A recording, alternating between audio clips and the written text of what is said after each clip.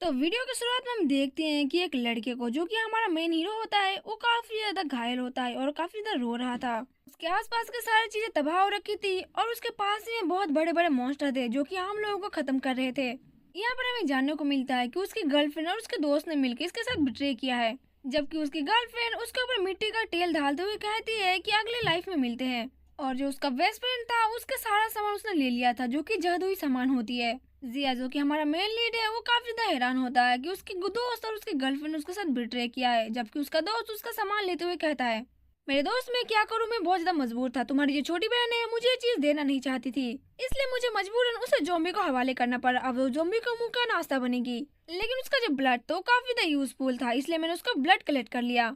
और ये जो मॉन्स्टर होते हैं वो गॉड एबिलिटी के पावर वाले होते हैं और जिसको यूज करके वो लोग अपने से कुछ भी काम करवा सकते थे, इसलिए ये चीज हमने रख लिया। अब तुम यहाँ पर मरो आराम से, हम यहाँ पर चलते हैं। जबकि हम देखते हैं कि उसका दोस्त उसकी गर्लफ्रेंड को लेकर यहाँ से जाने लगता है और जाते जाते उसकी गर्लफ्रेंड अपने हाथों से लाइटर ऑन करके उसके ऊपर फेंक के चली जाती है और कहती है कि आराम से तुम यहाँ पर जलो, मुझे कोई भी फर्क नहीं पड़ता और इसी आग में तुम जल के राख हो जाओ।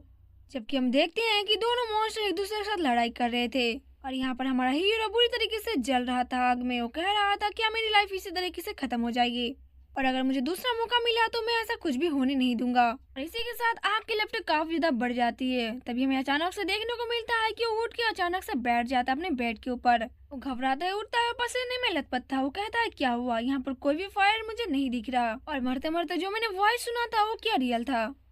तभी उसके पास में पड़े हुए अपने मोबाइल को उठाता है। जब वो मोबाइल में टाइमर देखता है तब उसका टाइम हुआ होता है जुलाई 2028 का। तब वो कहता है कि दुनिया खत्म होने से पहले मैं 3 दिन पीछे आ चुका हूँ। तब इसका मैं क्या मतलब समझूं, सब कुछ नए सिरे से स्टार्ट हो रहा है। जबकि जैसे वो अपनी आईने में शक्ल देखता है उसे मालूम पड़ता है कि उसकी एक जो आंखें थी वो काफी ज्यादा चमक रही थी और उसकी राइट आईज में प्लेट गोल्डन कलर की फायर दिख रही थी। वो महसूस करता है कि ऐसा ही इसलिए हुआ होगा क्योंकि अगले जन्म में वो मर चुका था। लेकिन तब वो अपने कपड़े पहनता है और बाहर की तरफ निकलता है और बाहर का मौसम देखते हुए कहता है कि क्या मालूम कब क्या हो जाए, अभी जो इतना शांत माहौल दिख रहा है 3 दिन बाद ये सब चीजें खत्म हो जाएगी, दुनिया खत्म होने वाली है और जो आम लोग हैं वो ज़ॉम्बी में तब्दील होने वाले हैं। अजीबोगरीब यहाँ पर देवताएं प्रकट होने वाली है और जो कुछ ह्यूमन है उनके पास अजीबोगरीब एक पावर आ जाएंगे। इन्हें तो अभी बिल्कुल भी नहीं पता जिस सिटी में अभी वो रह रहे हैं वो बहुत ही बदतर होने वाला है, एक जीता जागता हेल जिसमें रहने लायक कुछ भी नहीं रहेगा। यहाँ तक कि जो आम ह्यूमन है वो भी डीमन में तब्दील हो जाएंगे और यहाँ पर सारी चीजें बस एक सर्वाइवल का खेल हो जाएगा। यहाँ पर किसी भी तरीके से मुझे यहाँ पर सरवाइव करना पड़ेगा। लेकिन वो कुछ सोचते हुए कहता है कि मेरी गर्लफ्रेंड रूलन और मेरा सबसे बेस्ट फ्रेंड सुजीन ने दोनों ने मिलकर मेरे साथ ऐसा विश्वासघात किया बिना किसी हिचकिचाहट के। तभी चलते चलते उसके मोबाइल में उसकी गर्लफ्रेंड का कॉल आता है। जब वो पिकअप करता है तब उसकी गर्लफ्रेंड कहती है क्या जिया, क्या तुम मुझसे ब्रेकअप करना चाहते हो, तुम मेरे कॉल का आंसर नहीं दे रहे हो। अब हमारे हीरो उसकी बातें सुनते हुए कहता है कि हमेशा से ऐसा ही होता रहा, जब उसकी बातें मैं नहीं सुनता या फिर उसके हिसाब से कोई भी काम नहीं होता तो हमेशा वो रिश्ता तोड़ने की बातें कहती थी। पहले मैं बहुत ही ज्यादा उत्सुकता से उसकी बातें सुनता था और उसे खुश करने के लिए मैं कुछ भी कर जाता था, लेकिन अब ऐसा कुछ भी नहीं होने वाला। इसलिए उसकी कॉल का आंसर देते हुए उसे कहता है कि ठीक है, अगर तुम्हें ब्रेकअप चाहिए तो ठीक है, मैं ब्रेकअप करता हूँ। अब ये बात सुन के उसकी गर्लफ्रेंड काफी ज्यादा हैरान हो जाती है। वो कहती है कि तुमने अभी अभी क्या बोला। तब हमारा हीरो मोबाइल को और देखते हुए उसे कहता है कि मैंने कहा कि चलो ब्रेकअप करते हैं, मैं अब इन चीजों से बहुत ज्यादा थक गया हूँ और मैं अब इसी चीज को अब सेव करने के लिए बिल्कुल भी लायक नहीं बचा हूँ, इसलिए मैं चाहता हूँ कि मैं अब ब्रेकअप कर लूँ, चलो गुड बाय, बाय बाय। इसके बाद उसका कॉल कट कर देता है और अपने मोबाइल जेब के अंदर रखते हुए कहता है कि अब फाइनली मुझे कुछ पीस मिला, लेकिन अब मुझे जल्दी बहुत कुछ करना पड़ेगा और सबसे पहले मुझे अपने बिजनेस को संभालना पड़ेगा। जिसके बाद इसी के साथ सीन शिफ्ट होता है उसकी गर्लफ्रेंड की ओर, जहाँ पर उसकी गर्लफ्रेंड अपने मोबाइल को पटक के फेंकते हुए कहती है कि उसकी हिम्मत कैसी हुई, उसने मुझे ब्लॉक कर दिया और फोन को कट कर दिया। जबकि हमें देखने को मिलता है कि सीजन भी वहीं पर था। सीजन सीजन रोलन से कहता है कि मुझे तो ऐसा लग रहा है कि उसको हम दोनों के रिलेशनशिप के बारे में पता चल गया होगा। तब यहाँ पर रोलन कहती है कि लेकिन कैसे, ये कैसे पॉसिबल हो सकता है, उस बेवकूफ को तो इसके बारे में कुछ भी पता नहीं होना चाहिए था, वो मुझे दिन भर कुत्तों की तरफ फॉलो करता है, अगर मैं उसको कहूँ कि दाहिने चलो तो दाहिने चलता है, अगर मैं उसको कहूँ बाएं चलो तो बाएं चलता है, तो उसको हम दोनों को रिलेशनशिप के बारे में कैसे पता चल गया। तब सीजन हंसते हुए उसे कहता है कि कोई बात नहीं, गुस्सा मत हो, अभी भी मेरे बूढ़े बाप ने मुझे एक मैसेज भेजा है, वो मुझसे पूछ रहे थे कि एशियन जमाने की जो फैमिली होती थी उसके पास हैरी लॉन्ग स्पिरिचुअल एनर्जी हुआ करती थी, उन्होंने कहा है कि हमें उसे कलेक्ट करना पड़ेगा, कुछ बड़ा होने वाला इसलिए। तब ये सुनकर रोलन थोड़ी सी हैरान होती है और उससे कहती है कि मुझे याद है जिया इनके फैमिली के पास एक ऐसे ही टोकन है जो कि बहुत ज्यादा अगली दिखती है और वो कुछ 100 साल पुरानी चीज है। अब ये सुन के सीजर उसके पास आता है और उसके नजदीक आकर कहता है कि तो मुझे बताओ कि वो चीज अभी कहाँ पर है। अब रोलन उसे बताती है कि सिया इनकी एक बहन है जिसका नाम सिया यून है, उसी के पास वो चीज हो सकता है। वैसे अभी सियान काफी ज्यादा पागलों वाली हरकतें कर रहा है। जब वो शांत हो जाएगा तब वो पागलों की तरह मेरे पास जरूर चापलूसी करने के लिए आएगा, और जब वो मेरे पास आएगा तब मैं उसे प्यार से पूछ के उस टोकन के बारे में पूछ लूंगी और मैं तुम्हें हाथों में दे दूंगी। जिसके बाद सीन शिफ्ट होता है और हमें देखने को मिलता है कि सिया इनके बहन को जो टोकन को वो देते हुए अपने भाई से कहते हैं, लेकिन भाई तुमने अचानक से इस टोकन के बारे में मुझसे क्यों पूछा? और अजीब बात है, आपने आज 30 किलोमीटर से भी ज्यादा ट्रैवल करके यहाँ पर पहुंच गए हो। क्या कोई जरूरी बात है? और क्या आप आज काम पे नहीं जाने वाले थे?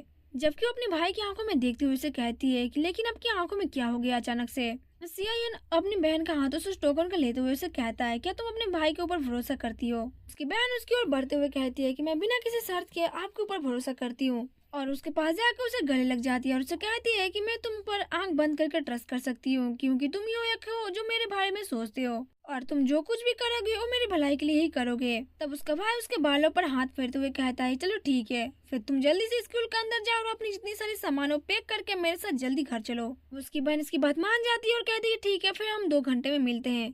तब सियान उसे कहता है कि लेकिन एक मिनट, तुम मुझसे पूछोगी नहीं कि मैं ऐसा क्यों कर रहा हूँ? उसकी बहन पीछे मुड़ते हुए उसे कहती है क्योंकि मैं तुम पर ट्रस्ट करती हूँ।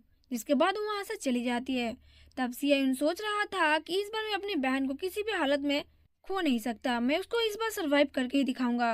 और उस टोकन को देखते हुए कहता है, क्या इस टोकन में कुछ अलग है जो मुझे नहीं मालूम? जबकि वो जैसे उस टोकन को देख रहा था, उसकी जो राइट आइज थी, उसकी राइट आइज से पावर निकलती है और उस टोकन के अंदर चली जाती है। और जो 6 ग्रेड हेल का जो टोकन था वो काफी जोर से चमकने लगता है।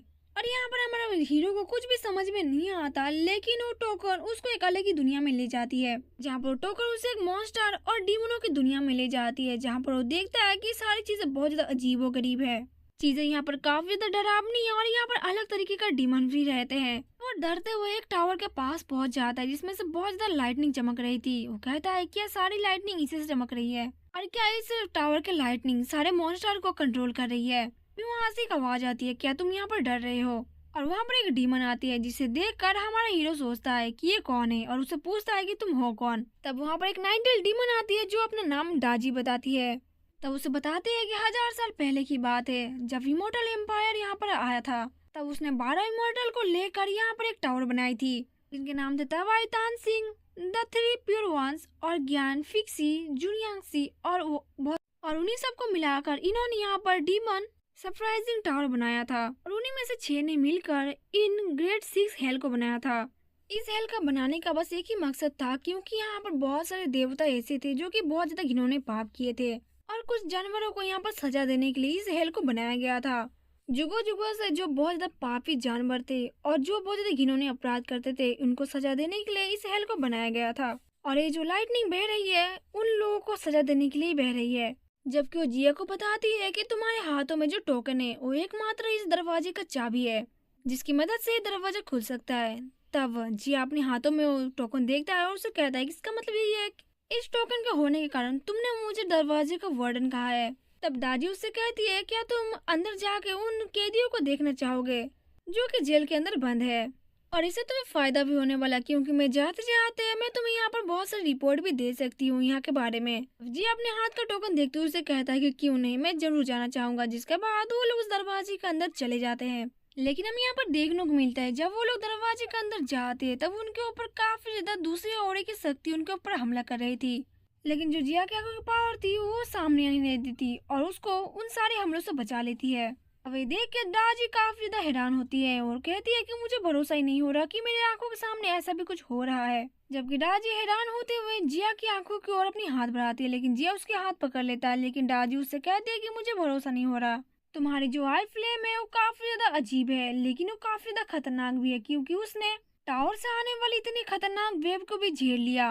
तो अब मुझे इसका मतलब समझ में आ रहा है, तुम्हारी आई की मदद से और तुम्हारी रिस्टोर पावर की वजह से तुम्हारे डेथ के बाद तुम आफ्टर वर्ल्ड अंडरवर्ल्ड के अंदर आ चुके हो।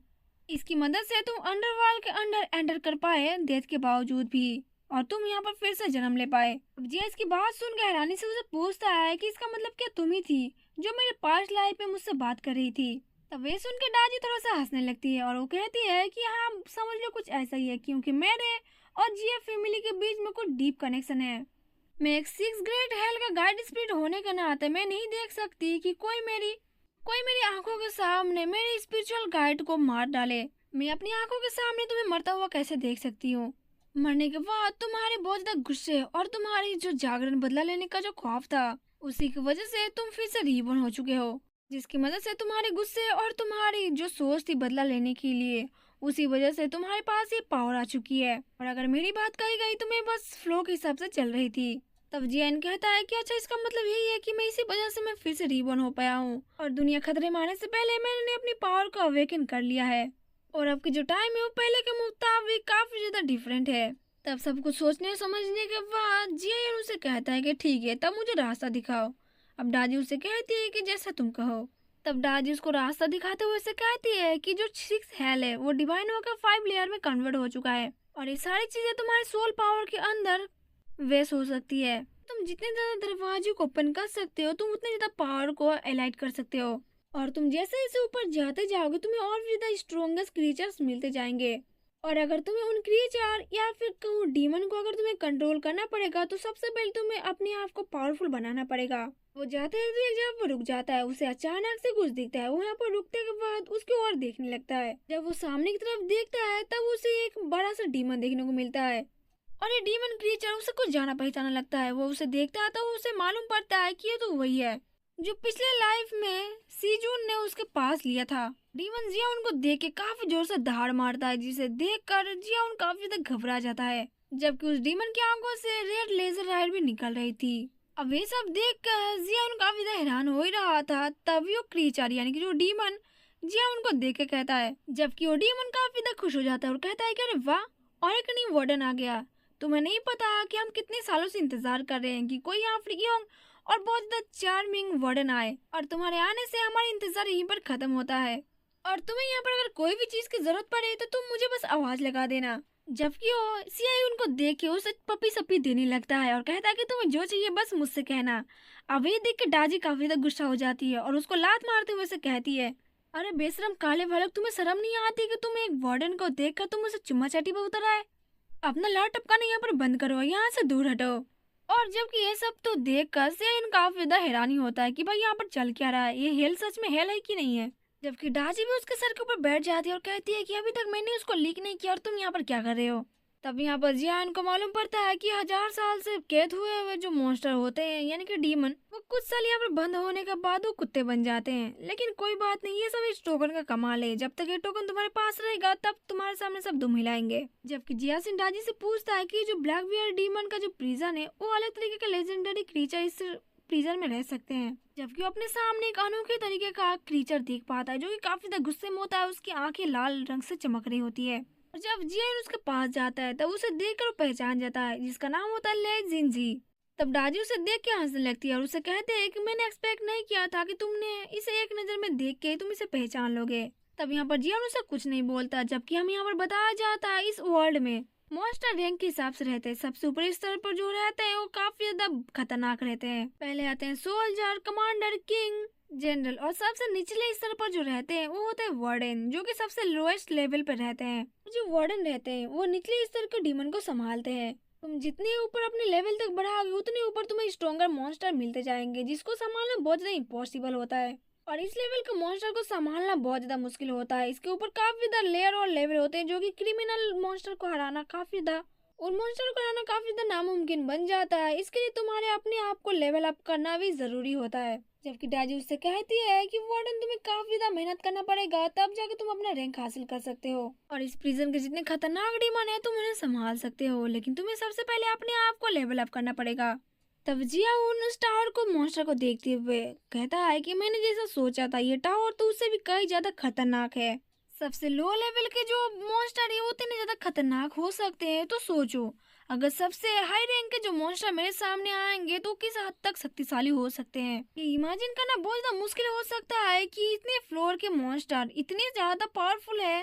तो समझो जब हाई लेवल के पावरफुल मॉन्स्टर आएंगे मेरे सामने तब मैं क्या करूंगा। तब जियाउन कहता है कि कोई बात नहीं, चाहे कुछ भी हो जाए मैं पावरफुल बन के रहूंगा। एपोक्लिप्स आने से पहले मुझे सबसे पहले अपने आप को बहुत ज़्यादा स्ट्रांग बनाना पड़ेगा, ताकि दुनिया खत्म होने से पहले मैं काफी ज़्यादा स्ट्रांग बन जाऊं। जबकि दादी उससे कहती है कि तुम बस यहीं तक जा सकती हो, आगे उससे पहले तुम्हें जाने के लिए तुम्हें अपने आप को कल्टीवेशन करके अपने आप को लेवल अप करना पड़ेगा। तुम्हें जरूरत है अपने सोल पावर को और भी ज्यादा पावरफुल बनाने की, और तुम जितना अपनी सोल पावर को आगे बढ़ाओगे उतने ही तुम आगे रूम तक जा सकते हो। नेक्स्ट लेवल रूम को जाने के लिए तुम्हें अपने आप को लेवल अप करना पड़ेगा, तब जाकर तुम आगे के मॉन्स्टर को देख सकते हो। और जो तुम्हारी सोल पावर है वो तुम्हारे एबिलिटी के ऊपर निर्भर करती है। जैसे तुम्हारी एबिलिटी होगी तुम उससे ज्यादा ज़ॉम्बी और माउंटेन के जो मॉन्स्टर है उन्हें डिफेंड कर सकोगे। और तुम्हें और ज्यादा ताकतवर बनना होगा तो तुम्हें देवताओं को ऊपर लड़ाई करने के लिए उनके ऊपर थोड़ा सा मेहनत तो करना ही पड़ेगा।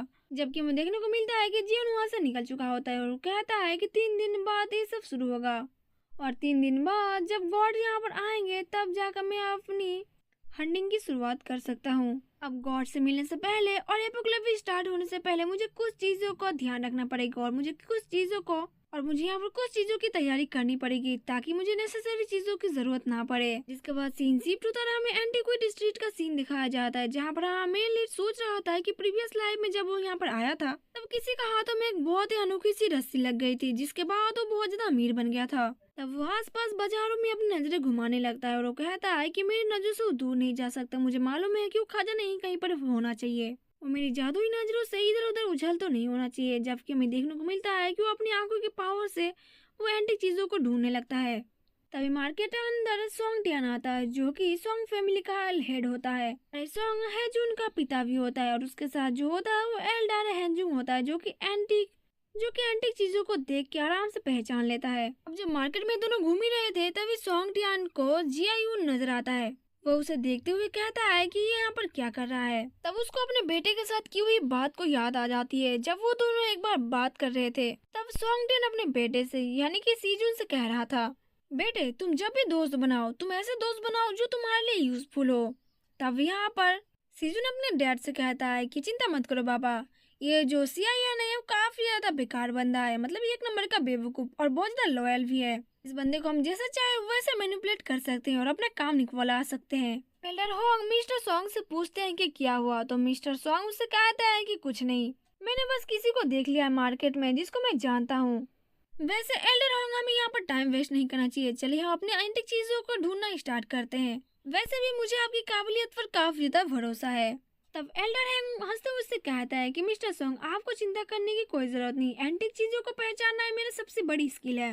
लेकिन आज बड़ी अजीब बात है, मुझे यहाँ पर कोई भी चीज ऐसी नहीं दिख रही है, ऊपर से मुझे सारी चीजें बेकार लग रही है यहाँ पर, जो कि नॉर्मल ग्राफिटी है जो कि हम लोगों की तरफ बनाई गई है। जबकि वो अपने मन के अंदर सोचते हुए कहता है कि मैंने सपने में देखा था कि मेरे पूर्वजों ने मुझसे कहा था कि यहाँ पर कुछ एंटीक चीजें मिलेगी जो कि बहुत ज्यादा खतरनाक हो सकती है। जो सॉन्ग अपने मन के अंदर सोच रहे थे और कहता है कि मैंने यहाँ पर एल्डर हैंग को इसलिए बुलाया है क्योंकि मुझे यहाँ पर सक्सेस रेट आज ज्यादा दिख रहे हैं।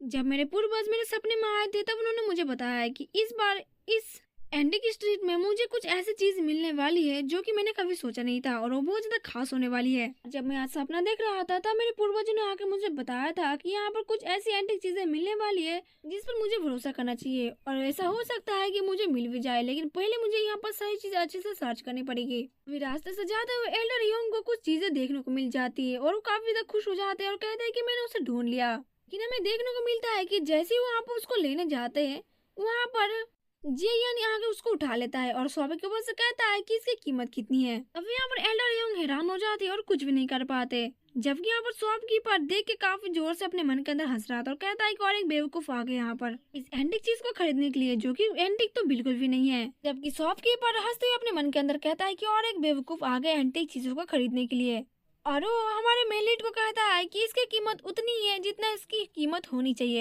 क्योंकि एंटीक चीजें मिंग डायनेस्टी की है इसलिए इसकी कीमत 10,000 है। 10,000 का नाम सुनकर जियान उसे कहता है कि ये कुछ ज्यादा एक्सपेंसिव नहीं हो गया इसके लिए, तो उस एंटीक चीज को निहार निहार के देखने लगता है। और कुछ देर अच्छे से उसे देखने के बाद वो शॉपकीपर को कहता है कि देखो दुकानदार, ये चीजें टूटी हुई है और ऊपर से तुमने इसे टूटी हुई रस्सी से भी बांधा है, और अगर मेरी पर्सपेक्टिव से इसे देखो तो ये बस एक ग्राफिटी है जिसकी कोई भी कीमत नहीं है। अगर मैं इसका कीमत दूंगा तो ये 100 यान भी दूंगा, और इससे ज्यादा तो मैं दूंगा भी नहीं। अब ये सुनकर दुकानदार काफी ज्यादा भड़क जाता है, जबकि वो यान के हाथों से वो चीज लेते हुए कहता है कि बाहर में जाओ, 100 यान में कौन देगा, तुम मेरा टाइम बर्बाद मत करो। जबकि पीछे से एल्डर हैंग कहते हैं कि शॉपकीपर, क्या तुम मुझे एक नजर उसकी ओर देखने दोगे? शॉपकीपर यान को वहां से भगा देता है और एल्डर ह्यूम को कहता है कि जेंटलमैन, आप इसे आराम से अपनी टाइम देख कर देख सकते हो। जबकि हम यहाँ पर जानने को मिलता है कि यान का प्लान ही कुछ अलग था। उसका तो प्लान था उस रेड डोरी को उठाना जो कि उसके हाथों में मिल चुका था। और उस रेड डोरी को देखते हुए कहता है कि किसी को भी बिलीव नहीं होगा कि ये जो छोटी सी रेड डोरी है उसकी क्या कीमत है। ये तो एक जादुई इमोर्टल रोप है जो कि बहुत ज्यादा मैजिकल है। इस मैजिकल ट्रेजर को कौन नहीं लेना चाहेगा। जिसके बाद उस मैजिकल रोप को अपने जेब के अंदर भर लेता है और कहता है कि चलो फिर यहाँ की शो को एंजॉय करते हैं। जबकि वो अपनी प्रीवियस लाइफ में बताता है कि उसकी प्रीवियस लाइफ में जो सायोन यानी कि उसकी जो बहन थी उसको सॉन्ग फैमिली ने किडनैप कर लिया था। और उसको किडनैप करके बस उसके पास से वो टोकन नहीं बल्कि उसको ब्लड सेक्रीफाइस के लिए भी यूज किया गया था। और उसे बहुत बुरी तरीके से ट्रीट किया गया था, लेकिन अब की बार वो उसे छोड़ेगा नहीं। जबकि सीन फिर से एल्डर होम के ऊपर जाता है जहाँ पर वो उस चीज को खरीद रहे थे। ग्राड को देखते हुए यहाँ पर एल्डर होम कह रहे थे ये चीज तो एशियंट है और इसके अंदर कुछ स्पिरिचुअल ऑरा भी मुझे दिख रहा है थोड़ा थोड़ा। अब ये बात सुनकर मिस्टर सॉन्ग उस ग्राड का कीमत लगाने ही वाले थे, तभी पीछे से यहाँ पर यान आता है और मिस्टर सॉन्ग को कहता है कि अरे अंकल सॉन्ग, ये तो आप हो। मुझे पता ही नहीं था कि आप भी यहाँ पर अपनी फैमिली बिजनेस को छोड़कर यहाँ पर एंटीक चीजों को देखने के लिए आए हो। मुझे पहले थोड़े से जाने पहचाने लग रहे थे लेकिन मैंने अच्छे से ध्यान नहीं दिया था, लेकिन ये तो आप सच में हो। मिस्टर सॉन्ग पीछे मुड़ते हैं और यान को देखते हुए कहते हैं अरे सिया यान, ये तो तुम हो। वैसे मुझे मालूम नहीं था कि तुम्हें भी एंटीक चीजों में काफी ज्यादा रुचि है। बाय द वे मैंने सीजन से सुना था कि तुम्हारे फैमिली के पास एक एंटीक विरासत है। वैसे तो इस बारे में मैं तुमसे बाद में बात करना चाहूंगा। जिसके बाद वो फिर से अपने काम में लग जाते हैं। तब यहाँ पर यान थोड़ा सा दूर जाते हुए चिल्ला के कहता है कि अरे अंकल सॉन्ग, आप तो इतने ज्यादा अमीर हो लेकिन फिर भी आप एक छोटे से ग्राड को खरीदने के लिए इतनी ज्यादा मेहनत क्यों कर रहे हो? क्या ये जो ग्राड यानी कि जो ये लोटा है लकड़ी का, ये काफी ज्यादा महंगा है और काफी ज्यादा वैल्यूएबल है। तब इसकी बात सुनकर आसपास के सारे लोग चौकन्ना हो जाते हैं और वो दौड़ के जाके देखने के लिए आगे बढ़ते हैं। यहाँ पर मार्केट में काफी ज्यादा हंगामा मच जाता है और काफी लोग देख के हैरान हो जाते हैं क्योंकि यहाँ पर एल्डर होंग भी आए होते। ये तो फेमस एंटीक चीजों को देख के पहचान लेता है और ये मिस्टर सॉन्ग के साथ आया होगा। इसका मतलब ये जरूर है कि यहाँ पर कुछ एंटीक चीज जरूर है और बाकी में ये चीज काफी ज्यादा अच्छी हो सकती है और एंटीक हो सकती है। अब यहाँ पर एक बंदा उससे कहता है कि दुकानदार, इसकी कीमत तुमने 10,000 बताई थी तो मैं तुम्हें 12,000 दूंगा। पीछे से वहाँ पर एक बंदा कहता है कि ठीक है, मैं इसे 20,000 दे के खरीद लूंगा। अब ये सुनकर मिस्टर सॉन्ग की तो हालत खराब हो जाती है कि सारी चीजें इसकी कीमत कैसे लगाने लगते हैं। और दुकानदार तो ये सुनकर काफी ज्यादा खुशी हो जाता है कि आज तो मेरी लॉटरी लग गई। मिस्टर सॉन्ग उससे कहता है कि तुम यहाँ पर कीमत नहीं लगा सकते क्योंकि मैं यहाँ पर पहले आया हूँ। तब दुकानदार उससे कहता है कि लेकिन तुमने इसकी कीमत अभी तक बोली नहीं थी, इसलिए यहाँ पर जो ज्यादा कीमत लगाएगा वो इस चीज को लेके जा सकता है। यहाँ पर एक बंदा कहता है ठीक है, मैं इसे 50,000 देना चाहूंगा। अब ये सुन के तो उनकी हालत और भी ज्यादा खराब हो जाती है। अब ऐसे थोड़ी बहुत नोक झोंक चलती है और लास्ट में जाके हमें जानने को मिलता है कि मिस्टर सॉन्ग इसे 70,000 में खरीद लेते हैं। और जब मिस्टर सॉन्ग उसे खरीद कर बाहर आते हैं तब उन्हें देखने को मिलता है कि सियान काफी ज्यादा चिल मार रहा था। वो काफी ज्यादा उसके ऊपर गुस्सा हो रहे थे और कह रहे थे कि जो चीज मुझे 10,000 में मिल रही थी और सियान के नाक घुसाने के कारण अब वो मुझे चीज काफी ज्यादा महंगी कीमत में मिल रही है। तब वो गुस्से में जियान के पास जाता है जबकि जियान उससे कहता है कि अंकल सोन, आप थोड़ी देर पहले मेरे परिवार के बारे में जानने के लिए बहुत ज्यादा उत्सुक थे। मेरी फैमिली की विरासत में क्या चीज है? तब यहाँ पर अंकल सॉन्ग उससे कहते हैं कि अरे हाँ, मैं तो भूल ही गया था। तब अंकल सॉन्ग कहते हैं कि अरे हाँ, मैं तो भूल ही गया था। मैंने सेजुन से सुना था कि तुम्हारी फैमिली के पास में एक विरासत टोकन है। क्या तुम उस टोकन को मुझे दिखाना चाहोगे? जियान उससे कहता है कि अरे हाँ बिल्कुल, मैं अभी दिखाता हूँ।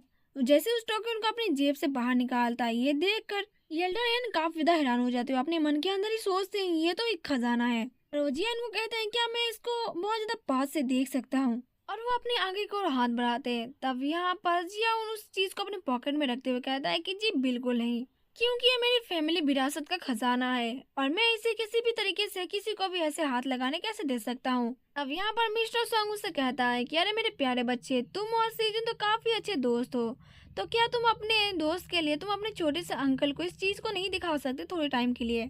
तब यहाँ पर जियान पीछे मुड़ता है और यहाँ पर अंकल सॉन्ग से कहता है कि सीजन, ये कौन है? सॉरी, मैं नहीं जानता ये बंदे को।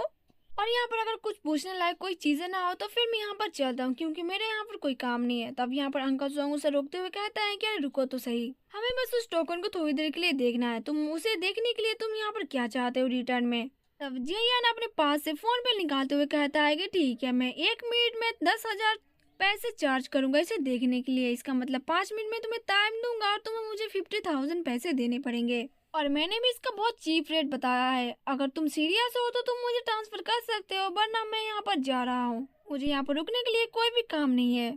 अब ये सुनकर तो मिस्टर सॉन्ग की हालत खराब हो जाती है, काफी तक गुस्सा होते हैं यान के ऊपर, लेकिन वो यहाँ पर कुछ भी नहीं कर सकते, इसलिए वो इस बात के लिए मान जाते हैं और कहते हैं कि ठीक है, मैं पे करने के लिए तैयार हूँ। तब मिस्टर सॉन्ग उसे पेमेंट कर देते हैं और यहाँ पर यान उसे अपनी एंटीक चीजें दे देता है देखने के लिए। अब यान के पास यहाँ पर 50,000 पैसे आ चुके थे, वो काफी ज्यादा खुश था और वो लोग एंटीक चीजों को देखने लगते हैं। अब यहाँ पर यान के पास जैसे ही पैसे आते हैं वो फटाफट से पानी और चावल का इंतजाम करता है, जिसके बाद वो मोबाइल के अंदर इस सारी चीजों को ऑर्डर करने लगता है, खासकर पानी और राइस को। और उसे दादी से भी पता चला था कि अगर वो ग्रेट हिल के प्रिजन में चीजें को रखेगा तो चीजें खराब भी नहीं होगी। इवन कि उस प्रिजन में वो जीती जागती को उस चीजों को भी रख सकता है, जिसे वो कभी खराब भी नहीं हो सकती। और यहाँ पर वो कुछ मुर्गियों को भी रखना चाहेगी, क्योंकि उसे मुर्गियाँ खाना काफी ज्यादा पसंद है। ये जानकर तो यान काफी ज्यादा हैरान होता है कि एक फॉक्स को मुर्गी खाना पसंद है। अब हमें देखते हैं कि यान यहाँ पर काफी ज्यादा राइस और वाटर खरीद लेता है, साथ में कुछ वेजिटेबल भी खरीदता है। उसे लग रहा था कि लोगों को लगेगा कि ये सारी चीज जो ये खरीद रहा है, आई थिंक वो कुछ फार्मिंग करना चाहेगा। अब इतना सामान खरीदने के बाद उसके सारे पैसे खत्म हो जाते हैं, और जबकि सामान बहुत ज्यादा कम आया था। तब वो यहाँ पर मिस्टर सॉन्ग से कहता है कि टाइम खत्म हो चुका है, क्या आप और ज्यादा टाइम बढ़ाना चाहेंगे। तब यहाँ पर मिस्टर सॉन्ग यान से कहते हैं, क्या तुम मुझे ये टोकन को बेचना चाहोगे। तब यहाँ पर यान सीधे सीधे मान जाता है और कहता है कि जरूर, मैं इसे जरूर बेचना चाहूंगा। तब यहाँ पर मिस्टर सॉन्ग उसे पूछता है कि तुम इसकी कीमत कितनी लोगे। यान कहता है कि 10 मिलियन। अब 10 मिलियन का नाम सुनकर उन दोनों के तोते उड़ जाते हैं और यान मिस्टर सॉन्ग के हाथों से अपनी एंटीक टोकन को ले लेता है। और वो मिस्टर सॉन्ग से कहते हैं, क्या हुआ अंकल सॉन्ग, कुछ गलत हुआ क्या। ये जो टोकन है वो पिछले कई हजार सालों से पहले हमारी फैमिली के अंदर है और ये काफी ज्यादा एंटीक है, और ये चीजें बस मेरी फैमिली के पास है और मेरे अलावा आपको ये चीजें कहीं पर भी नहीं मिलेगी। और इसके लिए तो 10 मिलियन काफी ज्यादा एक्सपेंसिव भी नहीं है, और अगर आप इसे खरीदना नहीं चाहते हो तो मैं यहाँ से चलता हूँ, क्योंकि मेरे पास और भी ज्यादा काम है। अब यहाँ पर एल्डर होयांग मिस्टर सॉन्ग से कहते हैं कि मिस्टर सॉन्ग, ये टोकन काफी ज्यादा एंटीक है, लेकिन इसकी कीमत कम से कम 5,00,000 तो हो सकती है, और ये काफी ज्यादा पैसे मांग रहा है। हमें लगता है कि इसके पास हमें जाके कुछ नेगोशिएशन करना चाहिए, लो प्राइस में, क्या पता ये हमें दे दे। और अगर आप मेरी बात माने तो हम इसे 100,000 में आराम से इसे ले सकते हैं। तब यहाँ पर मिस्टर सॉन्ग काफी ज्यादा गुस्से में लग रहा था और वो एल्डर होंग को कहता है कि एल्डर होंग, आपने आज मुझे बहुत ज्यादा हेल्प कर दिया है, इसलिए आप अभी यहाँ से जा सकते हो। तो एल्डर होंग भी यहाँ से चला जाता है, जबकि वो किसी को कॉल मिलाते हैं और कहते हैं कि सीजुन और उसके कुछ बंदे को इकट्ठा करो और क्लान के कुछ मेंबर को कहो, क्लान के कुछ मेंबर को कहकर CIN की जो बहन है उसको उठा लो और उसके पास जो टोकन है उसको मेरे पास लेके आओ। जबकि वो फोन रख के दांत पीसते हुए कहता है कि मेरे पूर्वजों ने सपने में आके बस मुझसे एंटीक चीजों को ही ढूंढने के बारे में नहीं कहा था, बल्कि उन्होंने कहा था कि मुझे एक जवान लड़की का ब्लेड का भी सेक्रीफाइस देना पड़ेगा। पहले तो मैं बहुत ज्यादा झिझक रहा था, लेकिन अब जियान, तुम अपनी मौत को अपने करीब बुला रहे हो। जबकि इसके बारे में यहाँ पर जियान को पता चल गया था। वो कह रहा था कि मैं पहले डर रहा था कि तुम इसको कदम नहीं उठाओगे, लेकिन अब फाइनली मुझे पता चल गया कि तुम मुझे मारने के लिए प्लानिंग भी बना रहे हो। ग्रेट। वैसे तो बहुत बुरा हुआ कि मैं तुम्हारे पास से और ज्यादा पैसा नहीं ऐड पाया, लेकिन कोई बात नहीं, मैं धीरे धीरे करके मेरे एक एक प्लान का बदला जरूर लूंगा। जिसके बाद सीन शिफ्ट तरह में देखने को मिलता है कि जियान की बहन बिल्कुल रेडी थी और वो कहती है कि भाई मैं रेडी हूँ, चलो हम लोग चलते हैं। जब ये दोनों जाने वाले थे तब यहाँ पर दूर से कोई चिल्लाते हुए दौड़ के आता है। ये कोई और नहीं होती है, वो होती है बाई सीयून, जो कि सीयून की होमरूम टीचर होती है। तभी उन मिस बाई से कहती है कि आप यहाँ पर क्या कर रही है। तब वो हाँफते हुए ह्यून से कहती है कि तुम मुझसे क्यों पूछ रही हो, तुम अचानक से यहाँ पर स्कूल छोड़ के क्यों जा रही हो। क्या तुम्हें नहीं पता कि कल तुम्हारा एक बहुत इंपॉर्टेंट एग्जाम है जो तुम्हारे फ्यूचर के लिए काफी ज्यादा इम्पोर्टेंट होने वाला है। यहाँ पर आन मिस बाई से कहता है कि वो मैं था जो कि सियायून को कहा था कि वो मेरे साथ घर आ जाए। मुझे माफ करना, मैं देरी से बता रहा हूँ, लेकिन अभी उसकी बहुत ज्यादा जरूरत पड़ गई है, इसलिए उसे स्कूल से लीव लेना पड़ेगा। तब मिस्टर बाई उसे देख के कहती है कि क्या तुम इसके बड़े भाई हो। यहाँ पर यान कुछ कहने वाला था, लेकिन मिस्टर बाई जोर से भड़क जाती है और उससे कहती है क्या तुम्हें पता है तुम्हारी जो बहन है वो क्लास में सबसे ज्यादा टॉप आती है, क्लास में सबसे ज्यादा ब्राइटेस्ट स्टूडेंट वही है। मैंने सुना था कि इसके दोनों पेरेंट्स चल बसे हैं और इसका जो एक भाई है जो उसका बहुत ज्यादा केयर करता है, लेकिन मैंने कभी नहीं सोचा था कि वो तुम हो। मैंने सोचा था उसके भाई उसके भविष्य के बारे में कुछ ज्यादा ही सोचता है, लेकिन तुम तो बहुत ज्यादा केयरलेस निकले। और वो यान के पास जाके कहती है कि मैं मिस्टर बाई सीआई उनकी होमरूम टीचर, मैं तुम्हें बिल्कुल भी एग्री नहीं करती हूँ कि तुम इसको स्कूल से यहाँ से ले जा सकते हो। मैं उसके फ्यूचर के साथ तुम्हें किसी भी तरीके से खिलवाड़ करने नहीं दूंगी। यहाँ पर यान उससे कहता है कि ऐसी कोई भी बात नहीं है, कोई भी सीरियस चीज नहीं है, बस वो घर में जाना चाहती है और कुछ चीजों का हैंडल करना है। तब वो इस चीज से काफी ज्यादा फ्रस्ट्रेट हो जाती है और वो चिल्लाते हुए कहती है कि ऐसा कोई भी चीज नहीं है जो कि इम्पोर्टेंट हो सकता है पढ़ाई के अलावा। अगर दुनिया खत्म नहीं हो रही, इसका मतलब है कि स्कूल बहुत ज्यादा इम्पोर्टेंट है। वो थोड़ी देर के बाद तीनों ही रियलाइज करते हैं कि मिस्टर बाई ने तो कुछ ज्यादा चिल्ला दिया था। मिस्टर बाई को भी ये चीजें काफी देर से रियलाइज होती है, लेकिन वो कहते हैं कि मेरा कुछ ऐसा मतलब नहीं था। तब यान उनके पास जाता है, उसके कंधों पर हाथ रखते हुए कहता है कि कोई बात नहीं, मैं समझ सकता हूँ, आप एक बहुत अच्छी टीचर हैं, थैंक यू सो मच, आपने इतनी ज्यादा परवाह की मेरी बहन के बारे में। लेकिन अगर आप कुछ बुरा ना माने तो मैं आपको कुछ सलाह देना चाहता हूँ। जब तुम यहाँ से घर जाओ तब तुम जितना हो सके उतना ज़्यादा फूड, वाटर, मेडिसिन और वेपन जितना हो सके पॉसिबल उतना ले लेना। मोस्ट इम्पोर्टेंट बहुत ज़्यादा है कि तुम जितना सप्लाई हो सके उतना ज़्यादा सप्लाई की मात्रा में पेन किलर भी उठा लेना, ताकि तुम्हें आने वाले फ्यूचर में काफ़ी ज़्यादा मदद मिल सके। और जितना ज़्यादा हो सके पानी, खाना पीना सब कुछ समेट के रख लेना। जिसके बाद वो वहाँ से चला जाता है। तब मिस्टर बाई काफी ज्यादा हैरान होती है इसकी बातें सुनकर और कहती है कि अभी अभी ये क्या बोल के गया, सप्लाई स्टॉक, इसका कहने का क्या मतलब है, क्या सच में दुनिया पूरी तरीके से खत्म होने वाली है। लेकिन चाहे जो भी हो, मैं होप करती हूँ कि सियायून जो हो काफी ज्यादा अच्छी हालत में हो। यहाँ पर हमें जानने को मिलता है कि टीचर सच में बहुत ज्यादा अच्छी थी। जिसके बाद हमें देखने को मिलता है कि ये लोग अपने घर पहुंच चुके थे। तब उसकी बहन अपनी भाई से कहती है कि भाई अब हम लोग क्या करेंगे यहाँ पर, और अपने बेड के ऊपर बैठते हुए कहती है कि यहाँ पर कुछ सच में बड़ा, बहुत बड़ा होने वाला है। पर यान उससे कहता है कि हाँ बिल्कुल कुछ ऐसा ही होने वाला है, लेकिन मैं तुम्हें प्रोटेक्ट करूंगा।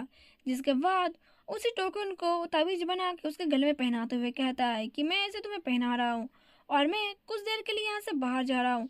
तब तक लिए कोई भी अगर दरवाजा खटखटाए तो तुम इसे खोलना भी मत, चाहे कोई भी हो, चाहे कोई भी हो, मतलब कोई भी हो। मैं थोड़ी देर में ही वहाँ से वापस आ जाऊंगा। तब वो वहाँ से जाने लगता है। तब उसकी बहन कहती है कि ठीक है, जल्दी से घर आना, तब तक ले मैं तुम्हारे लिए कुछ अच्छा सा खाना बनाती हूँ। तब यहाँ जाते जाते कहता है कि अगर टोकन से उनके पास रहेगा तो मुझे उसके लोकेशन के बारे में पता चलता रहेगा, कुछ भी अगर उसके साथ होगा तो मुझे मालूम पड़ जाएगा कि वो कहाँ पर है। लेकिन सबसे पहला मेरा अभी काम है कि मुझे सबसे पहले बहुत ज़्यादा पैसे इकट्ठा करना पड़ेगा। जिसके बाद सीन शिफ्ट होता है, हमें देखने को मिलता है कि लिफ्ट के पास रोवलिन खड़ी होती है और वो किसी के साथ फोन में बात कर रही होती है। वो बात कर रही होती है कि सियान अभी तक स्कूल में नहीं है, तब वो कहाँ चली गई अचानक से। ऐसा तो नहीं हो सकता कि अचानक से वो घर से भाग सकते हैं। जबकि हमें देखने को मिलता है कि दूर से यान ये सब बातें सुन लेता है। जबकि दूसरी ओर फोन में सीजन होता है। वो रोलन से कहता है कि ठीक है, तब तक तुम सियान को किसी तरीके से बिजी रखो, मैं वहां तक जल्दी पहुंचता हूँ। जिसके बाद हमें देखने को मिलता है कि रोलन से उनको देख के कहती है, अरे रोलन, तुमने क्या मुझे मिस किया?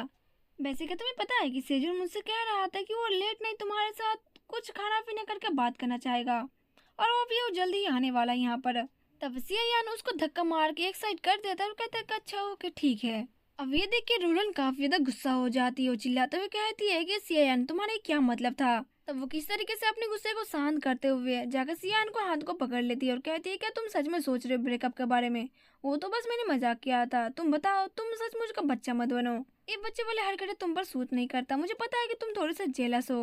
और बाबू तुम्हें पता भी है ना, मैं तुम्हें देखने भी तो आई थी वहाँ पर। तब यहाँ पर सियान उसका हाथ को छुड़ाते हुए कहता है कि दूर हटो मुझसे। तुम्हें पता है, जब भी मैं सोचता हूँ कि मैं तुम्हारे साथ कभी रिलेशनशिप में था, मुझे ये चीजें मुझे बीमार कर देती है। मुझे ऐसा लगता है कि मैं अभी उल्टी कर दूंगा और जितना हो सके मुझसे दूर ही रहना। तब यहाँ पर रोलन चिल्लाते हुए उससे कहती है कि तुम ऐसे कब से बन गए हो, तुम इतना भी बेकार मत बनो। यहाँ पर यान उसका हाथ छुड़ाते वहां से गेट से बाहर निकल जाता है और उसे कहता है कि देखो देखो, किसी का चेहरा तो जमीन पर गिर गया है, जल्दी से उसे उठा लो वरना कोई पैर न रख दे उस पर। ये सुन के तो रोलन की चेहरा तो देखने लायक होता है। वो उसे चिल्लाते हुए जोर से कहती है कि सियान, तुम यहाँ से जा कहाँ रहे हो, जल्दी से मेरे पास आ जाओ। तब यान अपने पास से कार्ड दिखाते हुए कहता है कि मैं अपनी हाउस को सेल करने जा रहा हूँ। अब ये देख के रोलन थोड़ी सी हैरान हो जाती है और वो दौड़ते हुए सियान के पास आने लगती है। उसे कहती है, क्या तुम अपना हाउस बेचने जा रहे हो? लेकिन क्या ये तुम्हारा इकलौता घर नहीं था जो कि तुम इसे बेचने जा रहे हो? वैसे मेरे बाबू, तुमने तो कहा था कि ये हमारा वेडिंग हाउस होने वाला है, लेकिन तुम अपने घर को बेच क्यों रहे हो? तब यहाँ पर जैन उसे कहता है कि क्योंकि मुझे पैसे की काफी ज्यादा जरूरत है, इसलिए मैं इसे चीप रेट में बेचने जा रहा हूँ। वैसे क्या तुम इस घर को खरीदना चाहोगी? अब ये सुनकर रोलन तो और भी ज्यादा हैरान होती है। वो कहती है कि अचानक से इसको क्या हो गया, अब इतना ज्यादा कोल्ड बिहेवियर कर रहा था और अब ये अपना घर बेचने वाला है। वैसे उसका जो घर है उसके माता पिता ने उसे दिया था, और उसका जो घर का लोकेशन है वो एक प्राइम लोकेशन पर है, जिसकी कीमत कम से कम 3-4 मिलियन तक तो हो ही सकती है। और अगर ये घर ना होता तो मैं इसके साथ डेटिंग ही क्यों करती, इसके घर के लिए तो मैं उसके पीछे पड़ी थी। तब वो अचानक से अच्छी बन के उसके सामने आती है और उसे कहती है क्यों नहीं, मैं इसे जरूर खरीदूंगी, लेकिन इसकी कीमत कितनी है। तब यान उसे बताता है कि बस 1 मिलियन में वो इस घर को बेच देगा। जो सुनकर राहुलन काफी ज्यादा हैरान होती है। वो कहती है कि इतने ज्यादा चीप रेट में क्यों बेचना चाहता है, क्या इसको पैसे की इतनी ज्यादा जरूरत पड़ गई है जो कि अपने घर इतने चीप रेट में वो बेच रहा है। क्या वो उसने किसी तरह का लोन लिया था जो अभी वो चुका नहीं पा रहा है, इस वजह से उसको घर बेचना पड़ रहा है। यहाँ पर यानी यहाँ से जाने लगता है और कहता है कि तुम बताओ तुम्हें लेना है कि नहीं लेना, अगर नहीं लेना तो मैं एजेंसी के पास जा रहा हूँ जो कि बहुत बड़ी सेल हो सकती है, और मैं चाहता हूँ कि मैं इसे पकड़ा रहूँ, यानी कि मैं इसको बस बेच देना चाहता हूँ किसी भी हालत में। तब उसकी गर्लफ्रेंड कहती है कि ठीक है मैं इसे जरूर खरीदूंगी, लेकिन बात यह है कि मेरे पास अभी इतनी पैसे नहीं है। तब रोलन उनसे कहती है क्या मैं तुम्हें 3 लाख दे सकती हूँ अभी, मैं बाकी का पैसे बाद में तुम्हें दे दूंगी। तब यहाँ पर यान उसे कहता है तो क्या मैं तुम्हें यहाँ पर कोई बेकार बंदा दिख रहा हूँ, और क्या तुम्हें लग रहा है कि क्या मैं यहाँ पर कोई इंस्टॉलमेंट का खेल खेल रहा हूँ। लड़की, यहाँ पर 1 मिलियन का कारोबार चल रहा है और मैं यहाँ पर 1 सेंट भी कम नहीं लूंगा, और बात अगर नगद करनी है तो करो, वरना यहाँ से चुपचाप चली जाओ। यहाँ पर रोलन को सोचने लगती है और कहती है कि वैसे भी यहाँ पर सीजन अपने आदमियों के साथ आता ही होगा इसको लिपटाने के लिए। जियान चाहे कितना भी अच्छा बंदा क्यों ना हो, लेकिन अभी उसको मरना ही पड़ेगा। और वैसी बात यहाँ पर 1 मिलियन की हो रही है, तो अगर मैं इसे 1 मिलियन पे भी कर दूंगी तो बाद में मुझे वो पैसे मिल भी जाएंगे मुझे, क्योंकि सबसे बड़ी इम्पोर्टेंट अभी बात यही है कि क्योंकि मुझे उस घर के कागजातों पर अपना नाम करवाना पड़ेगा, ताकि बाद में सारी चीजें तो आराम से मैं देख ही लूंगी। जिसके बाद वो मान जाती है और कहती है कि ठीक है ऑल राइट, 1 मिलियन की बात है और 1 मिनट में डील कंप्लीट होता है। जब चलो रियल एस्टेट में हम लोग जाके ऑफिस में चीजें दरख्वास्त कर देते हैं। वह सीन शिफ्ट होता है और रियल एस्टेट का ऑफिस दिखाया जाता है, जहाँ पर रोलन अपनी माँ से फोन में बात कर रही होती है कि तुम चिंता मत करो, मैंने बस एक घड़ी खरीद लिया है 1 मिलियन में, और पैसे बहुत जल्दी वापस आ जाएंगे, तुम्हें चिंता करने की जरूरत नहीं पड़ेगी। तब उसकी माँ फोन में उसे कह रही होती है कि देखो तुम सियान जैसे एक गरीब आदमी से डेट कर रही हो जिसके पास पैसे नहीं है, और अब उसका घर खरीदने के लिए भी तुम अपने पैसे उसे दे रही हो। देखो मैं तुम्हें पहले ही बता दूं, ये सारे पैसे हमारी फैमिली के बचे कुचे पैसे हैं, इसे तुम बर्बाद बिल्कुल भी मत करना। तब यहाँ पर रोलन उसे कहती है कि माँ तुम बिल्कुल भी टेंशन मत लो, तुम बस पैसे मुझे भेज दो, और एक ईविल से स्माइल देते हुए उसे कहती है कि तुम्हें चिंता करने की जरूरत नहीं है, सारे पैसे बिल्कुल सही सलामत वापिस आ जाएंगे, क्योंकि वो जल्दी पूरी तरीके से यहाँ से जाने वाला है। जबकि जियान उसके पास आता है और कहता है क्या तुम्हारा बातचीत करना हो गया, तुम्हें पता है ना कि मैं एक पैसा भी कम नहीं लूंगा, और जब मैं पैसे लूंगा तभी मैं साइन करूंगा कागज पर। तब रोलन कहते हैं कि हाँ मुझे पैसे मिल गए हैं, मैं अभी तुम्हें ट्रांसफर कर रही हूँ। जिसके बाद रोलन उसको अपने पास से उसको पैसे ट्रांसफर कर देती है और अपने मन के अंदर सोच रही होती है कि आई होप, मैं आशा करती हूँ कि पैसे खर्च करने के लिए तुम्हारे पास काफी ज्यादा टाइम होगा, तुम इस पैसे को अच्छे से एंजॉय कर पाओ। जबकि यहाँ पर जियान सोच रहा था कि जब जब खतरा सामने आएगा और महामारी फैलेगी तो घर का कीमत बिल्कुल भी नहीं रहेगा। जब एपोक्लिप्स आने वाली है तो घर अपना कीमत और अपनी वैल्यू दोनों खो देगा, तब इसे कोई भी नहीं छुएगा, और 1 मिलियन के लिए तुम लोग बहुत ज्यादा सरवाइव करने के लिए मरे जाओगे। तब इसी 1 मिलियन के लिए तुम लोग बहुत ज्यादा ठोकरे खाओगे और तुम लोग यहाँ हमारा सरवाइव नहीं कर पाओगे। जबकि लोरेन अपनी इस घर का कागज पाके काफी ज्यादा खुश होती है और वो जियान से कहती है क्यों ना हम तुम्हारे घर जाके इस चीज का जश्न मनाए। तब यहाँ पर जियान भी कहता है क्यों नहीं, हमें जश्न मनाना चाहिए। जिसके बाद सीन शिफ्ट होता है, हमें देखने को मिलता है कि सीजन कुछ आदमियों के साथ जियान के घर के ऊपर हमला करने वाला था। वो कुछ आदमियों को लेकर जियान के घर के पास पहुंच जाता है। वो कहता है कि मैंने सुना है कि जियान कुछ टाइम पहले दोपहर को अपनी बहन को स्कूल से टेक ऑफ कर गया है। वैसे ये काफी तो अच्छा टाइम है, अभी तो अपने घर में नहीं है, चलो अपनी बहन से कुछ बातचीत ही कर लेते हैं, कुछ गहरी बातें जो कि हमें अपनी बहन से अच्छी तरीके से करना चाहिए। जिसके बाद हमें देखने को मिलता है कि जियान की जो बहन थी वो सब्जियां वगैरह काट रही थी, यानी कि खाना बना रही थी, तभी उसके गले के जो ताबीज था टोकन वो चमकने लगता है। और इसी के साथ ये वाला मानो यहीं पर खत्म होता है। इस मानो का मैंने पूरा चैप्टर एक्सप्लेन कर दिया है। आई होप आप लोगों को अच्छा लगा होगा।